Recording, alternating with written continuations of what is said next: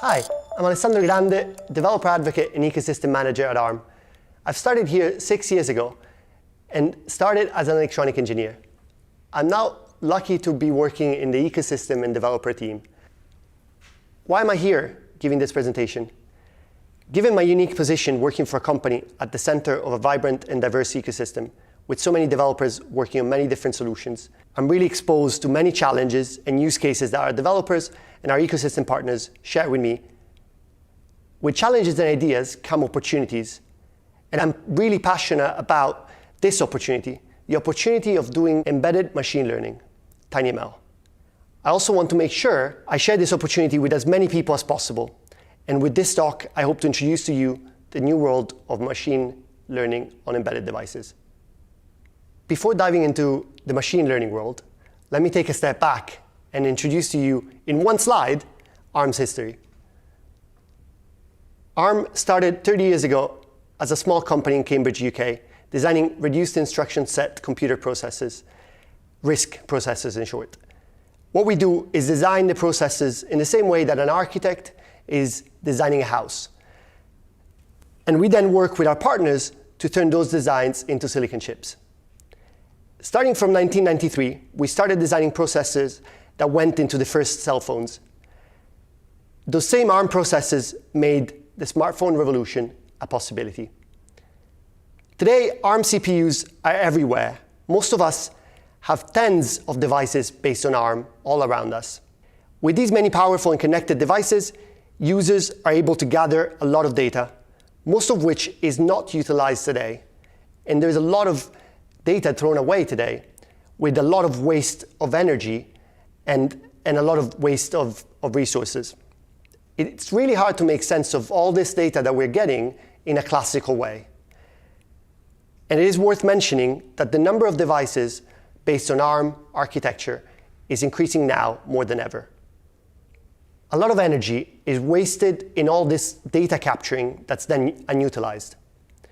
And we have to do something about it. How can we be more efficient and make sense of all this data being captured by millions of devices all around the world? The most promising technique is machine learning. Specifically, machine learning is when machines are capable of perceiving their environment, making sense of it, and making future predictions based on new data. Machine learning is a subset of artificial intelligence.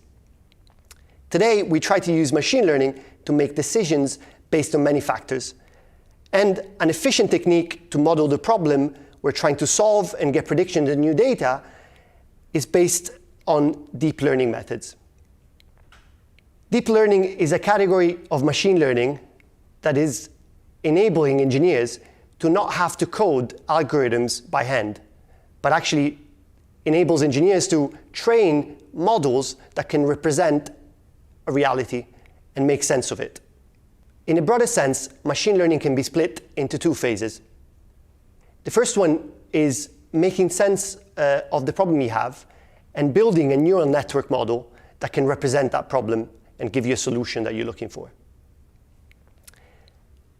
A very simple example can be seen here, where you have, in the middle, a series of layers computing some mathematical operations on the input data and generating a specific output. In order to get the output that we want, the model needs to be trained. Each layer is composed of nodes, simple processing blocks, densely connected to each other. Each node has a weight, and that gets trained to give the wanted output. By training, we mean the adjustment of the different weights until the training data with the same labels consistently yields similar results. This stage typically requires a lot of data and a lot of compute. And it is typically done in the cloud or in a host machine with a high-performance CPU or GPU. What's interesting is that the second phase, the inference phase, is something that you can run locally on your device. Once we have the trained model, we can use it to make sense of new data. Differently from the training stage, in this phase, the requirement is that decisions can be made quickly and often and in an energy-efficient way. This could be a model, like in the case shown here, that is trained to recognize cats, perhaps deployed on a smart camera somewhere. What is important is that that data is captured, filtered, and processed by the neural network to arrive at an action or decision with the least possible latency. But what are some of the challenges that we face in this world of all these devices interconnected that are trying to make sense of data? Typically, we want to make sure that embedded devices are taking decisions in real time. Or in other words, we want those systems to give us instant responses. An example would be your smartphone touchscreen, for example. You expect that when you touch it, it responds right away. You don't expect any delay, and that would really not be good for your user experience. In a lot of cases, embedded systems are expected to be powered through batteries, like, for example, a smartwatch or any other type of wearable device. Differently from your computer that can be connected to a power source, most of the time, devices like embedded devices or IoT devices are not connected to mains. Another interesting aspect of embedded systems is that they have usually less memory than bigger electronic systems. You therefore must be mindful of that when you're building your applications. And finally, as mentioned earlier, we are seeing more and more data being collected by many different sensors on many different devices. So what is this solution in the machine learning world that can enable us to make sense of all this data in such constrained environments? The name of the game is TinyML. Running machine learning on low-power microcontrollers is turning out to be a great solution to a lot of the challenges I talked about. What does TinyML actually mean? TinyML means running machine learning inference on low-power devices such as microcontrollers. In practice, it means running machine learning inference on devices for a power budget of less than a few milliwatts. What's great is that TinyML opens up a whole load of new possibilities and use cases. Let's now talk about the benefits of TinyML. The most important for me is privacy and security. By making sense of the data on the device, you're avoiding sharing your data with an external entity. Imagine you have a device gathering data from a patient or from another private interaction you're having. Like a conversation in your house, being able to make sense of this data on the device enables you to not share that data with anyone. The second big benefit is power and cost savings. We know that one of the most expensive things in IoT devices in terms of power consumption is actually turning on the radio and sending data. Now, by not shipping your data around or by not sending your data around, you're actually not just saving power, but you're also saving costs, as you don't have any servers having to operate on your data. The last benefit that I want to highlight is reliability. If you're using a voice assistant technology, you don't want your device to take a few minutes to respond because it got disconnected to your Wi-Fi network. Or if your embedded system is controlling your car brakes, for example, you want to make sure that the action is not relying on an internet connection or a cellular connection. You want the brakes to work reliably all the time.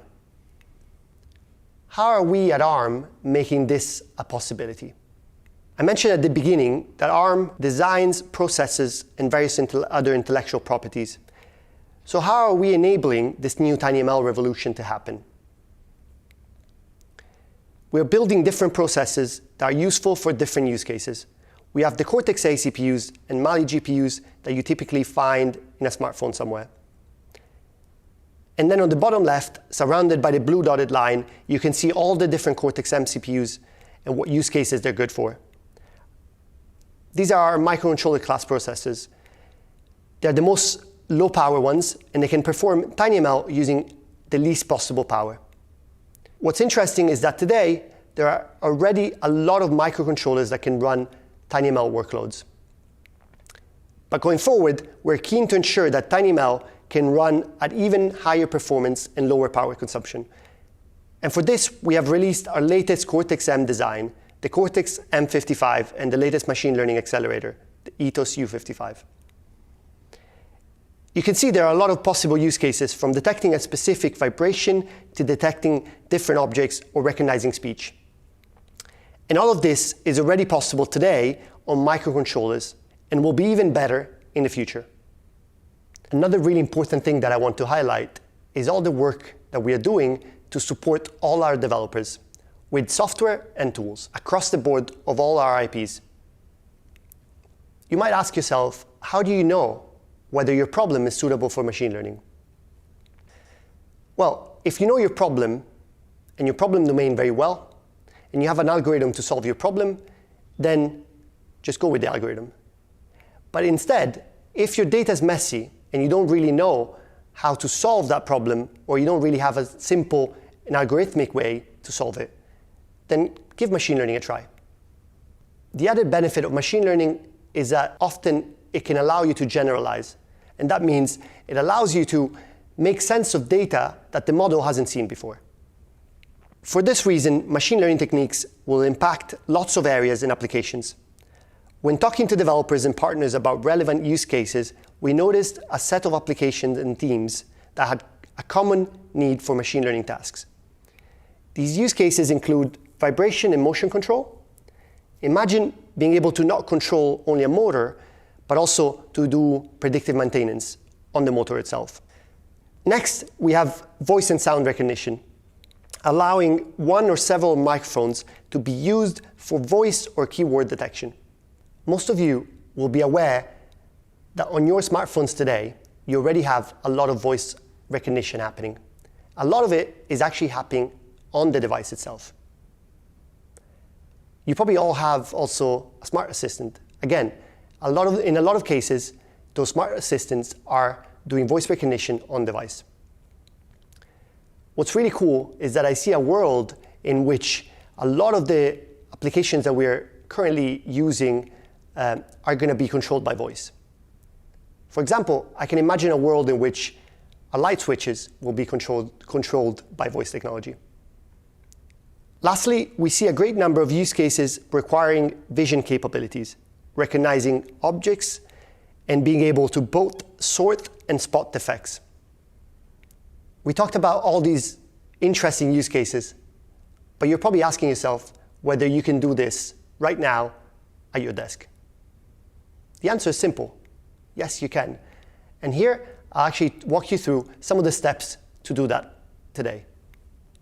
The flow is simple and is becoming easier by the day. Thanks to many collaborations with partners such as Google and Arduino, it's becoming super easy. Let's start with the high-level picture in this slide. In practice, you start by training a model using your framework of choice. For example, you can pick TensorFlow from Google and train your model. Then it comes to the deployment, and to do that, you could pick an IDE of your choice, like, for example, Embed Studio or Arduino. The next step is combining your model with your application code and compiling it into a binary file that you can download directly on your board. Okay, let's turn now to some of the steps to actually build this and turn it into a viable solution. First of all, you have to start with your problem and pick a neural network model that can enable you to solve your problem well. Because we're talking about embedded devices, you have to be conscious about this and make sure that you choose a compact model. Remember, we said that the most low-power devices, the Cortex-Ms, are also typically constrained in memory. Not all microcontrollers are made equal. We've got processors like the tiniest Cortex-M0s that only have 8 kilobytes of RAM and run at 48 megahertz. And then we have the most powerful Cortex-M7s that have 512 kilobytes of RAM and run at 600 megahertz. Remember that we want to fit the entire model on the device. And that's including inputs, outputs, weights, and activations, and still leave some space for your application code. The second limitation is the limited compute resources available on these low-power cores. Since most of these applications are always on, like keyword spotting, for example, the real-time requirement limits the total number of operations per neural network inference. We therefore want to make sure we are conscious about the number of operations the network is performing. Another important stage that I want to highlight is the optimization stage. You want to take your model that you've trained now and optimize it in such a way that it can run on your microcontroller itself. Remember, constrained devices. There is a lot of optimization techniques, but one that I want to highlight, because there's a lot of consensus around it, is actually quantization. What it means is actually reducing the significant digits of your weights and activations. Usually, we train in floating point, but we don't want to run inference in floating point. It is not efficient, and it is not needed. There has been a lot of work in academia over the last few years showing that weights and activations don't even need to be floating point. Everyone is converging towards 8-bit fixed point quantization. It's a good trade-off between simplicity of fixed point operations versus accuracy loss. Various authors have described the effects of quantization. In the graph here, you can see an AlexNet model typically used in image classification, quantized with the different precisions. It's almost a step function. In terms of accuracy, there isn't any gain in using more than 8 bits, as you can see on this graph. Great, so once the model has been optimized, it can now be converted into something that can run on the device itself. In order to make this easier for developers, we've partnered with the amazing TensorFlow Lite team at Google. And we as ARM are providing the hardware optimizations and software layers to make sure that all this runs best on ARM. To enable these optimizations, we have cores capable of performing single instruction multiple data, or SIMD operations. Basically, they can run 4 parallel 8-bit operations at the same time. Now, let's dive a bit more into what Google has developed. The TensorFlow Lite team at Google has built a specific inference engine targeting specifically microcontrollers, called TensorFlow Lite Micro. This library has a super small footprint, 16 kilobytes of binary, no memory allocation, and no library dependencies, not even POSIX or standard C libraries. And finally, it maintains the familiar TensorFlow Lite APIs. And what's really great is that there are a lot of partners that are already taking advantage of this. You can see on this slide a lot of examples of boards that are actually from our partners. And with these boards come a lot of great resources that you can use to get started today. You're probably asking yourself, though, what can you do today? On this slide, I'm showing a lot of the great examples that are using our partner boards to actually run different types of workloads on the device. On the top, you can see 2 of the resources developed by the Arduino team that showcase an Arduino Nano BLE board with a Cortex M4F processor, able to do keyword detection and gesture recognition on the device itself. Then we have the really impressive person detection guide developed by the TensorFlow Lite team. This enables you to detect a person in front of a camera. And it does it, again, on the device itself. And what's really interesting about this demo, or this use case, is that it can be combined to build even more interesting use cases. Like, for example, people counting or object counting. And if you want to find all these guides easily, you can go to our developer pages listed here at the bottom, where there are even more developer guides. The page is developer.arm.com/IoT. A lot of great resources on this page. But now I actually want to take this opportunity to show you how this can be done in practice. I've got this board with me that can be used to detect movement. It's got an accelerometer on it, and today I'm going to show you an example of how this could be used, TinyML could be used on a Cortex-M microcontroller, like in the case of this board, to actually check that, for example, physiotherapist patients are actually performing the right movements when advised on their own at home. So first thing we got to do is actually get the board and attach it to the leg. Now we're able to start recording the movements. So first of all, we'll try a lateral movement.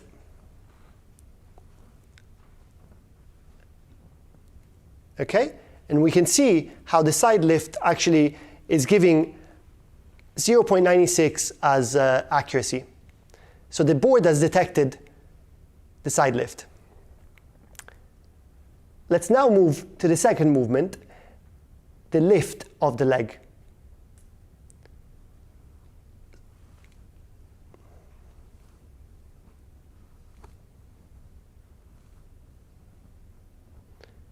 Great.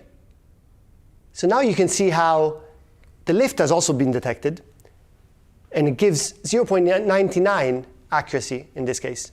Let's move to the third movement now. Let's see how it can actually detect circular rotations. And as you can see, we've got 0.98% of accuracy on this detection. You can also see on this screen the actual speed at which the digital signal processing front end is running at. And you can see the time it took to actually do the classification. So you've seen it in action. Now I want to walk you through how to build a similar demo. We've used a tool by our partners at Jimpools. This is a great tool that allows you to train the model and turn it into something that can be deployed on your hardware. What then we use is actually Embed Studio to combine the model with your application code and turn it into something that can be compiled directly for your board. Let's log in. And here we go. We now have access to this great online tool to create a TinyML pipeline in a simple and intuitive way. The cool thing about this tool is that out of the box, it is compatible with many different ARM-based boards. On this dashboard, you can see the state of my example and the steps you need to perform to create deployable code. This is my physiotherapy example, and here you can see all the steps that you need to do. So by clicking on devices, we can see that I've got a board that's connected, and we can see here the state of the board. It's green because it's currently connected to my computer. Okay, to get started, the first step we need to go through is the data collection step. After decided what we want to measure, we need to actually capture this data. And you can simply do that by setting some parameters, one of which is fundamental. You can see here on the right, the label. It's really important that you label your data correctly so it can be fed into the model in a correct way and give you correct results. Once all these different parameters have been set, you can click the Start Sampling button down here. You can see we have already collected 13 minutes of data split into 3 different classes: front lift, side lift, and circle data, as we discussed earlier. On this page, you have access to the different collected data samples. And if we click on one of the data samples, you can see the raw data being displayed on the bottom right. Okay, once we have collected enough data for application, we can start defining the TinyML pipeline. To do this, we click on the impulse design. First, we characterize our time series, and then we perform a spectral analysis. Basically, this is a different way to express our time series using a more standard way. To perform this, we must transform the data from a time domain to a frequency domain.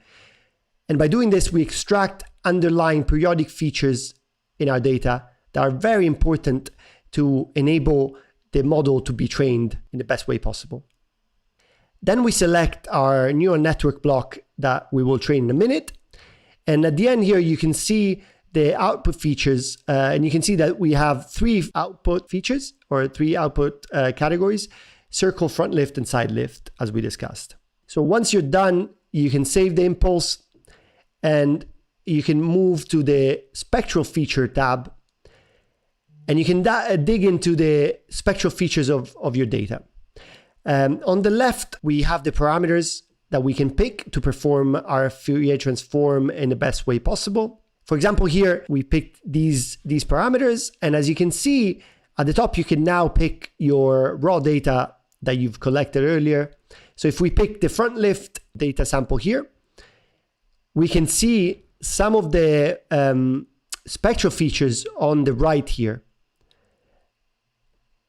These features are very interesting to better understand your data set and your different classes in your data, the different features in the different classes.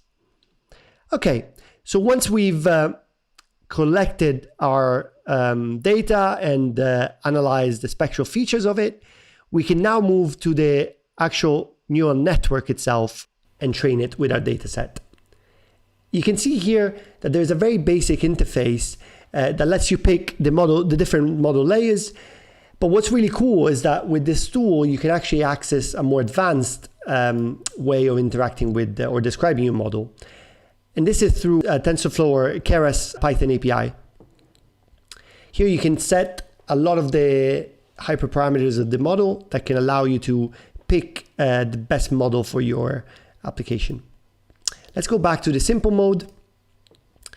On this tab, you actually can train the model itself by pressing this button here. This will train it on the cloud. What's really cool though is that once you train the model, that I've already done in this case, because it takes a few minutes, so I've done it just prior to this demo, you can see that down here you can actually have a lot of interesting data or results based on your model and your data set. So down here on the left, it shows the accuracy that you can obtain given your model and the data that you trained it with. And obviously this accuracy is tested with the test data.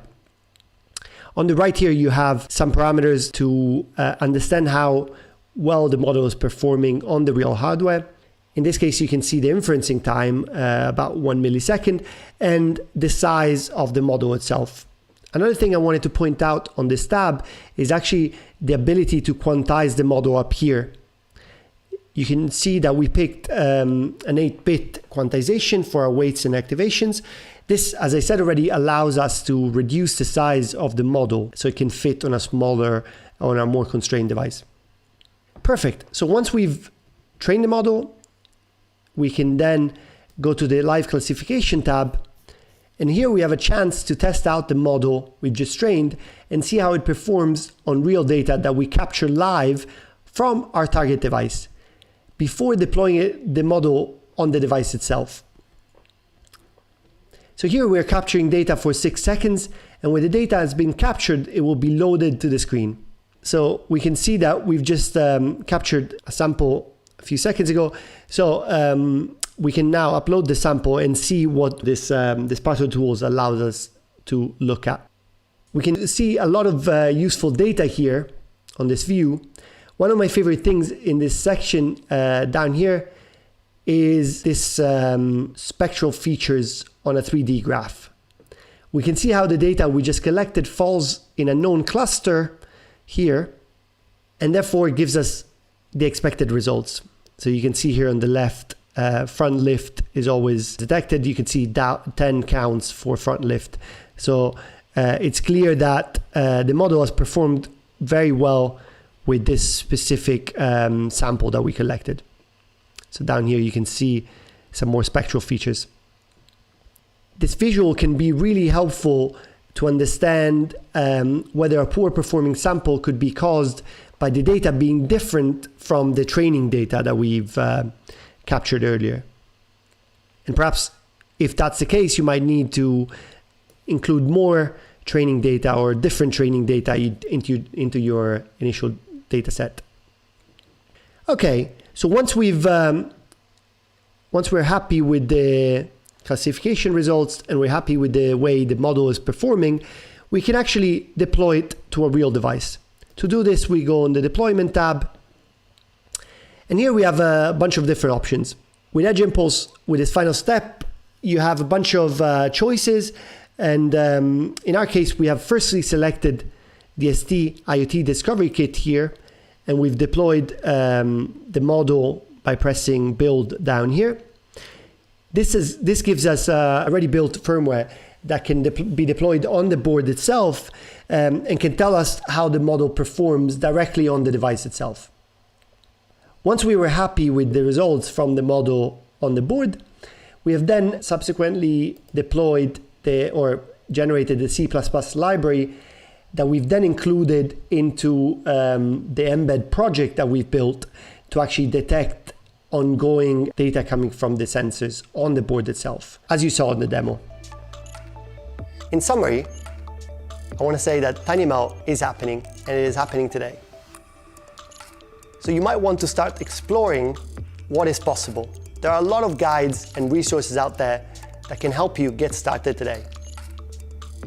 If you want to get started and are looking for inspiration, or you want to collaborate, reach out to me. You can see here my Twitter handle. I'm happy to discuss any ideas that you have. Thank you.